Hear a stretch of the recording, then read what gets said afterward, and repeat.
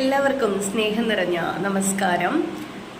നമ്മുടെ വനവാസകാലത്ത് പണ്ട് ശ്രീരാമൻ്റെ പത്നിയായ സീതാദേവിയെ നമ്മുടെ രാവണൻ അപഹരിച്ച് പോയ സമയത്ത് ഈ സീതാദേവിയെ തെരഞ്ഞുകൊണ്ട് സുഗ്രീവൻ തൻ്റെ സൈന്യത്തെ നാനാദിക്കിലേക്കും പറഞ്ഞയച്ചു. അങ്ങനെ ജാംബവാനും ഹനുമാനുമായിരുന്നു കടൽ തീരത്തുള്ള ഒരു സ്ഥലത്തെത്തി.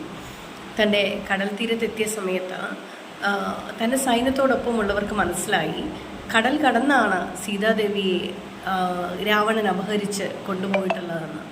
അപ്പോൾ ജാംബവാൻ മനസ്സിലായി ഹനുമാൻ ഒഴികെ എന്തായാലും കടൽ കടന്നു ഒരു കാരണവശാലും ചാടാൻ സാധിക്കില്ല, മറ്റുള്ളവർക്ക് ചാടാൻ സാധിക്കില്ല എന്ന് മനസ്സിലായി.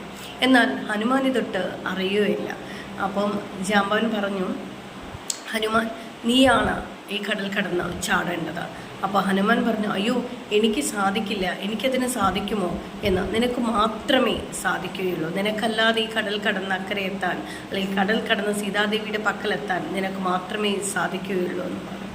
അങ്ങനെ വീണ്ടും വീണ്ടും പറഞ്ഞ സമയത്താണ് ഹനുമാൻ തൻ്റെ സ്വന്തം ശക്തി തിരിച്ചറിയുന്നതും ആ കടൽ കടന്ന് സീതാദേവിയുടെ അടുത്തെത്തി സീതാദേവിയെ രക്ഷിച്ച് ശ്രീരാമൻ്റെ അടുത്ത് കൊണ്ടുവരികയും ചെയ്യുന്നത്.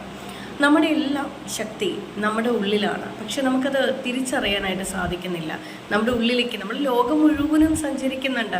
പക്ഷേ ഈ ലോകം മുഴുവൻ സഞ്ചരിക്കുന്ന സമയത്ത് നമ്മുടെ സ്വയം ഉള്ളിലേക്കൊന്ന് നമ്മൾ സഞ്ചരിച്ചിട്ടുണ്ട് എങ്കിൽ, ഒരിക്കലെങ്കിലും സഞ്ചരിച്ചു കഴിഞ്ഞാൽ നമുക്ക് മനസ്സിലാവും നമ്മുടെ ശക്തി എന്താണെന്നുള്ളത്. സ്വയം ശക്തി തിരിച്ചറിയുക, ആ ശക്തി കൊണ്ട് മുന്നോട്ട് പോവുക, ജീവിതം വിജയകരമാവും. സന്തോഷം. Thank you so much.